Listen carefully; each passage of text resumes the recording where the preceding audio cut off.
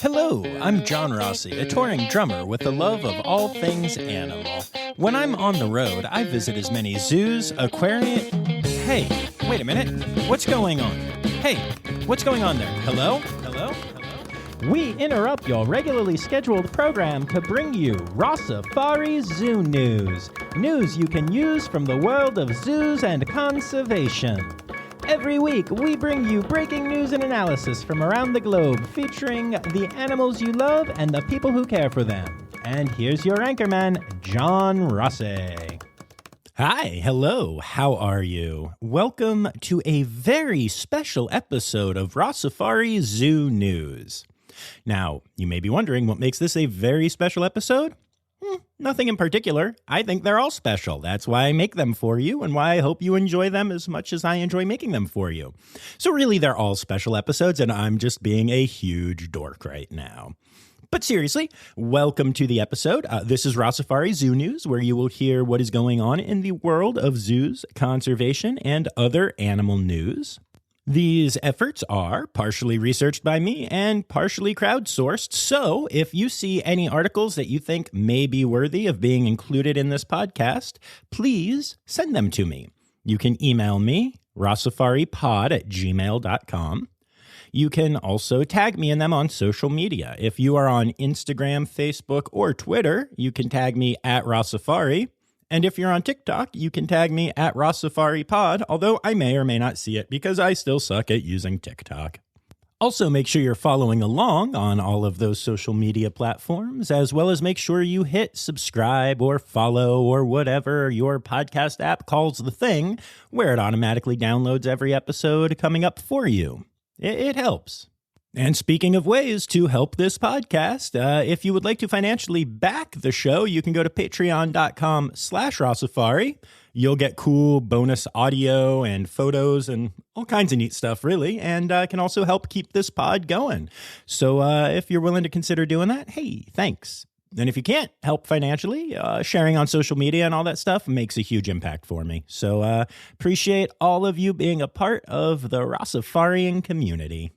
And as for news from the world of John, there's not a ton to announce right now. This is the last week of shows that I will be doing at Northern Stage. So when this episode drops, it'll be Friday, and my last show will be that Sunday. I am then going on a bit of an adventure, a little bit of a vacation, a little bit of some hangs, having some good times. You may hear a thing or two about that on upcoming episodes or on Instagram and Facebook.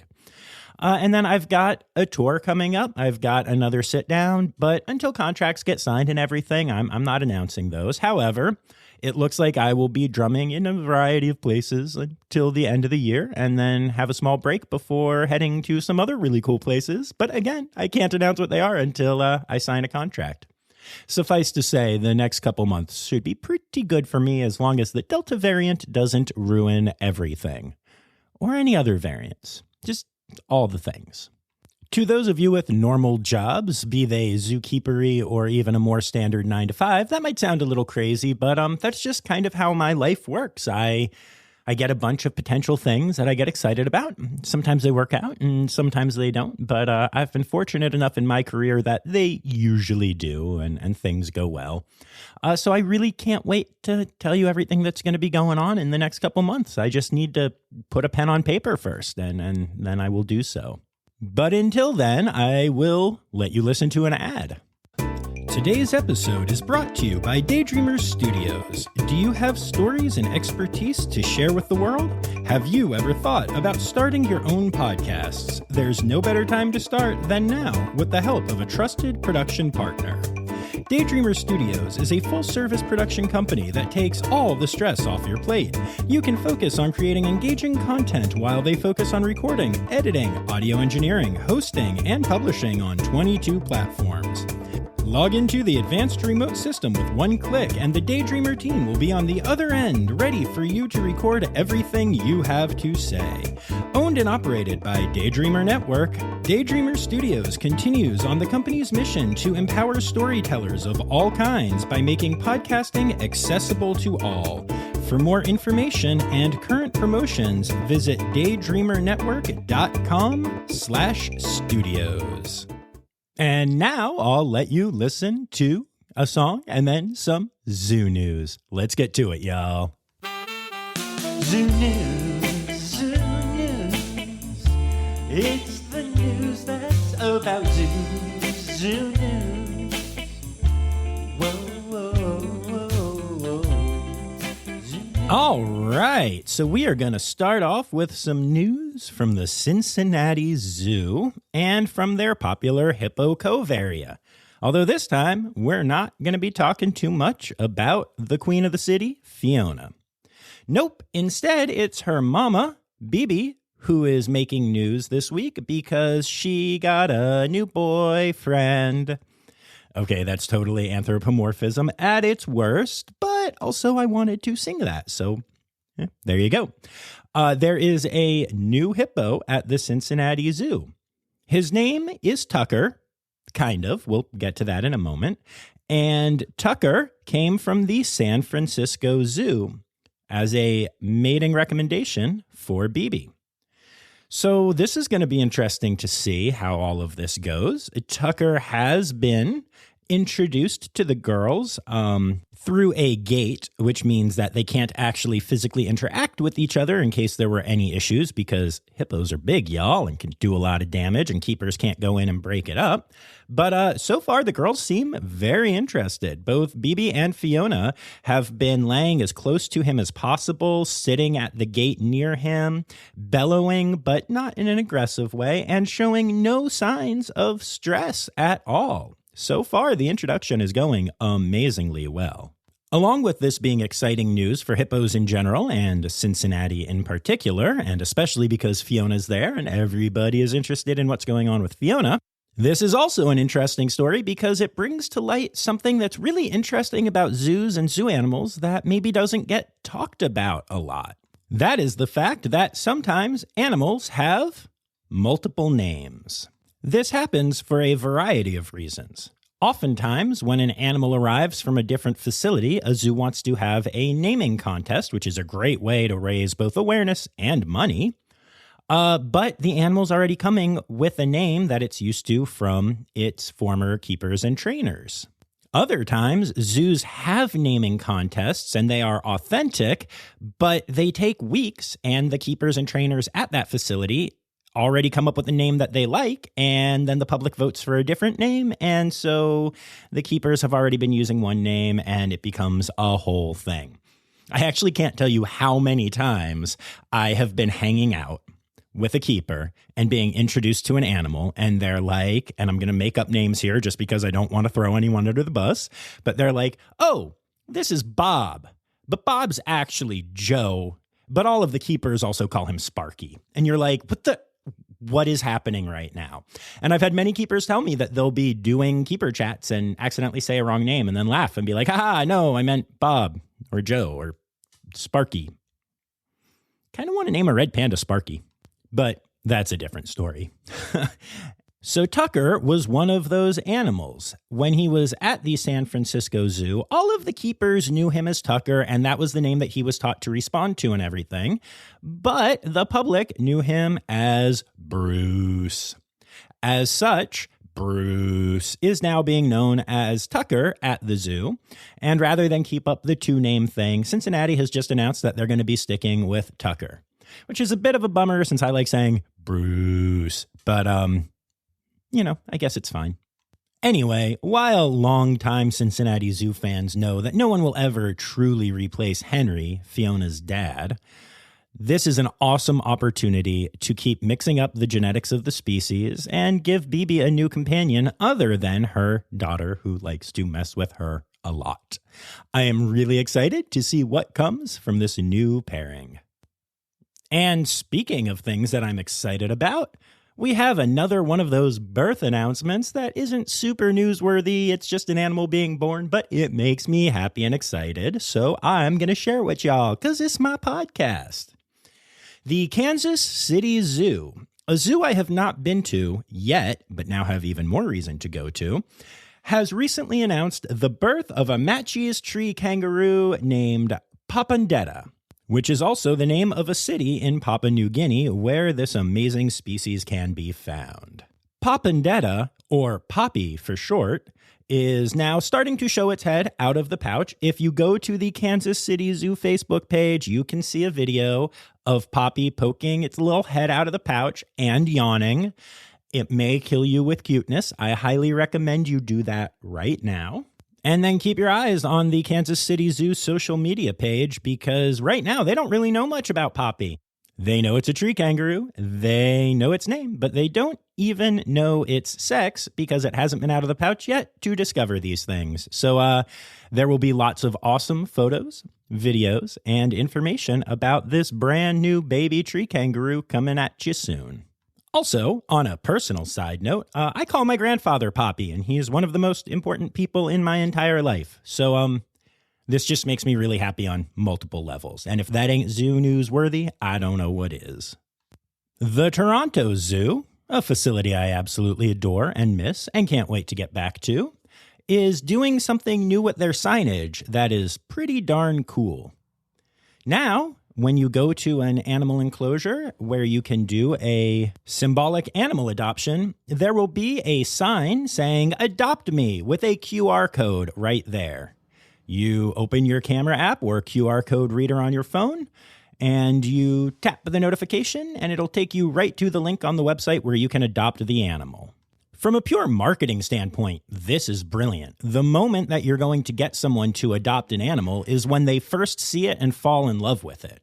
If they're standing right there, they can make that decision immediately, which is awesome from that perspective. But I also think that this is really important for the future of signage at zoos and aquariums, because there have been a lot of studies done that show that a lot of people don't actually read the signs. A lot of people seem to think this is because people just want to be entertained and see cute animals doing cute things and wander around the zoo. And that's probably true for some of those people. But I can also tell you that when I'm at a zoo, I often don't take the time to read all the signage, but will quickly snap a photo of a sign if something looks interesting, or, just quickly put the name in a text message to myself of the animal and then Google it later.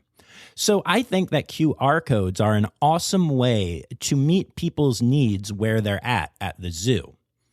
You can still have all of the important words and explanations of things there, but if you just have a QR code that says to learn more, scan here, and then you hit that button, it opens up the information in your web browser, and then you can just leave it there and watch the animal being adorable and wander along and talk to your friends and not be there for a science lesson. But then when you get home that night, actually read the information that is presented to you.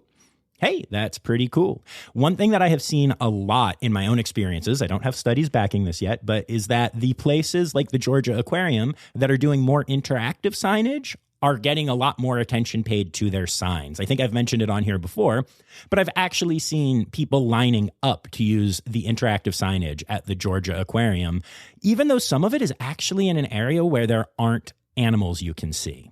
Embracing new technologies like interactive signage and QR codes is definitely the wave of the future for signage at zoos and making an impact. And I just think it's cool to see that the Toronto Zoo is doing that for their animal adoptions. For those of you that watched The Tiger King, zookeeper Eric Cowie, which was featured on the series and worked at the Greater Wynwood Exotic Animal Park, as well as previously working at Tiger King Park, has passed away.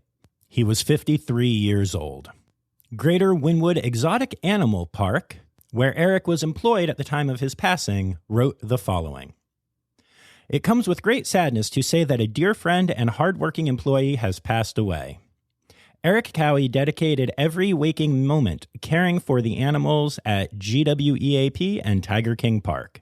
He absolutely loved all the animals and would show up early to check on each and every one. He had his demons, but the animals helped bring joy and happiness in his life. At the time of this recording, the cause of death was unknown. Y'all know that I haven't seen Tiger King and that I have lots of thoughts about its existence and the hype around it and the bad things it has done for good zoos. So I don't really have any opinions to add to this, but it seemed newsworthy and is about zoos, so there it is. Oh, and now for some late-breaking news that literally just broke as I was recording this episode. A South Carolina woman carrying a loaded gun attacked a police detective after refusing to wear a mask at the South Carolina Aquarium. This stuff is getting ridiculous, y'all. The woman refused to wear the mask and when told by staff that she needed to, said, quote, "F you." Only she did the other letters too. When she kept putting up a fight and refusing to put on her mask properly, a detective tried to escort her out of the building, and at that point, she physically assaulted the detective. The woman was removed from the aquarium by the detective and has been charged with simple assault and also for unlawfully carrying a loaded weapon because she had a loaded gun that she was not licensed to have on her. Walking around with a mask around your neck and a gun in your purse is just not cool. I can't believe this is the world that we live in right now. I want to make a joke about it, but I can't. Don't worry, there are jokes in the next section, though, I promise. So, with that said, let's get to... Stereotypical Animal Podcast theme song. Here to bring you to conservation news. All right, so we are going to start with the story out of Australia today. And you know what that means. It's time for the world-famous John Rossi Australian accent attempt. Here we go. No. Okay, John, I'm doing everyone a favour here. No more of those terrible Aussie accents from you. This is Renee Howe from Wildlife Sydney Zoo, and I'm officially taking over your Australian stories. After an absence of more than half a century, the iconic platypus is set to make its return to the Royal National Park just south of Sydney.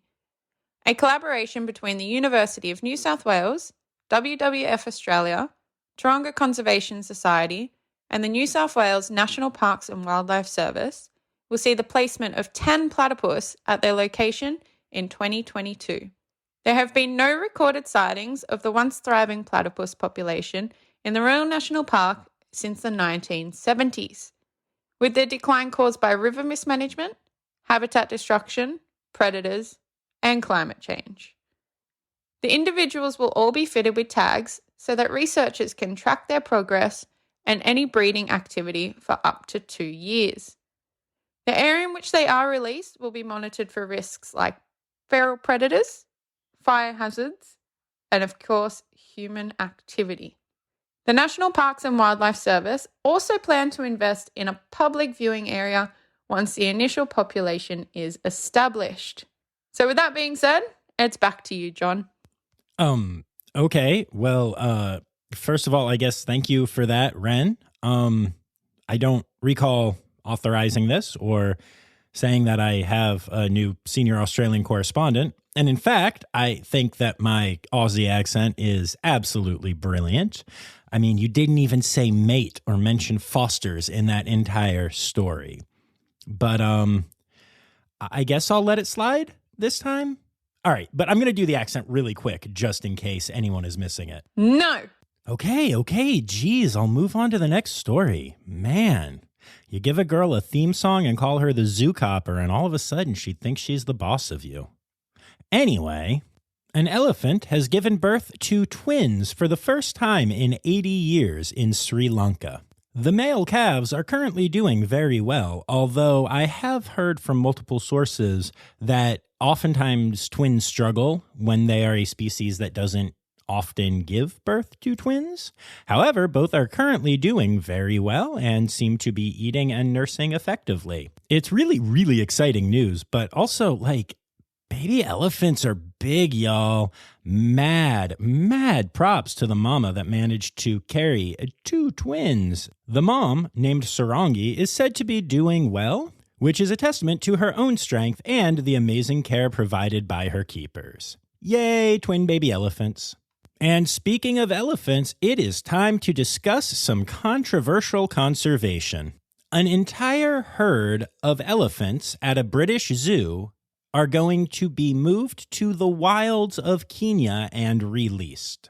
There are 13 total elephants, 12 of which were born and raised in Kent, England, and one of which was born in Israel.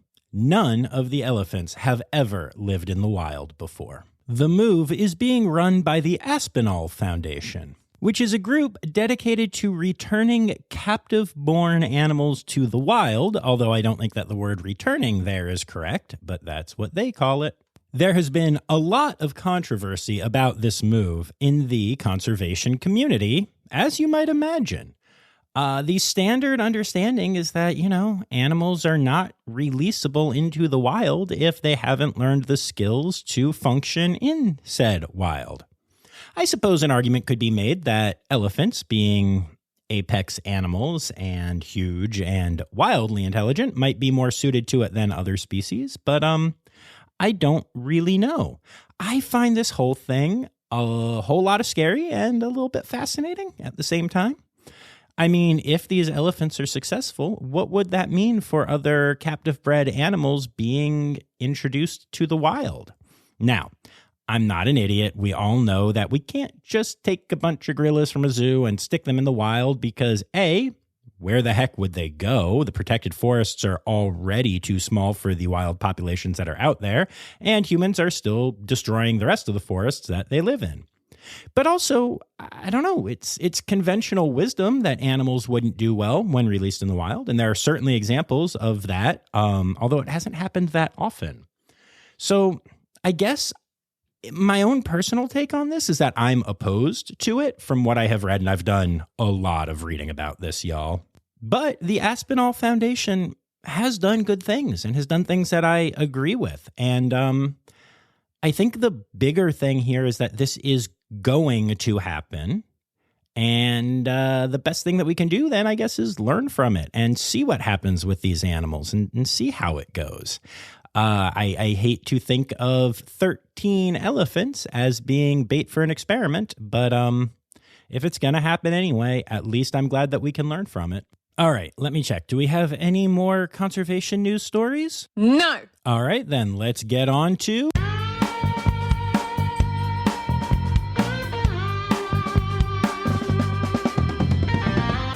In other news.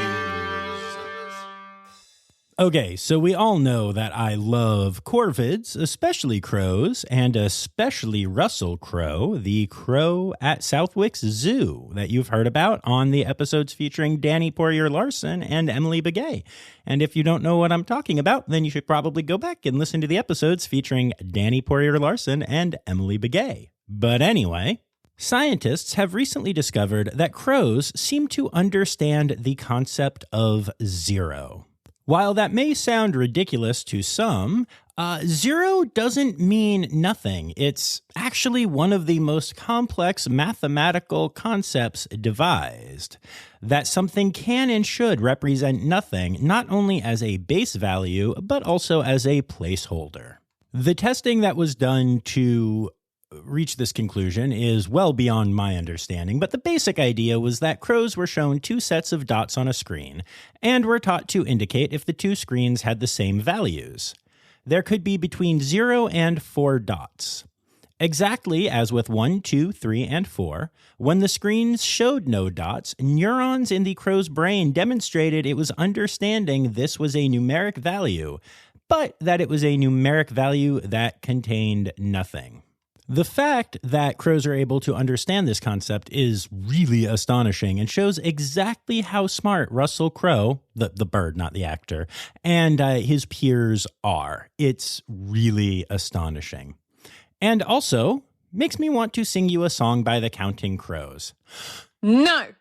Man, I didn't know the zoo copper was going to be the fun police. All right. I probably couldn't afford the rights anyway. But Mr. Jones and me, we have another story for you. Researchers in Brazil have found that a molecule in the venom of a Brazilian viper can actually inhibit coronavirus reproduction in monkey cells, a possible first step toward a drug to combat the virus causing COVID-19.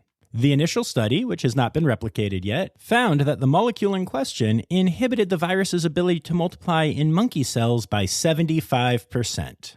The best part is that the molecule in question can be synthesized in the laboratory and is already known for having antibacterial qualities. So if this works, we won't have to keep trying it with actual snakes and raising and capturing all kinds of snakes and everything to make this happen. The hope is to test this on human cells soon.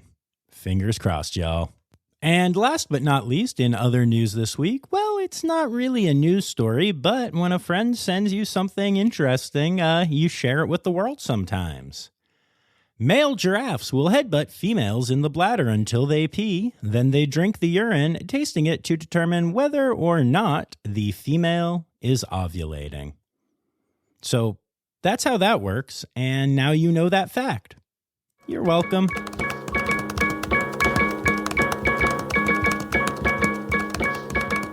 And that brings us to your animal holidays for the week. Quick reminder that September is Save the Koala Month, and I am too afraid to even mess with the accent at this point. So, Ren, I guess you won, at least for now. And then moving on to our weekly holidays. Let's see here. Saturday, September 11th is Iguana Awareness Day. Sunday, the 12th is National Bilby Day. Monday, the 13th, is National Mountain Chicken Frog Day. Know that we all need to celebrate those chicken frogs. And then finally, Thursday, the 16th, is Plover Appreciation Day. And those are your animal holidays for the week.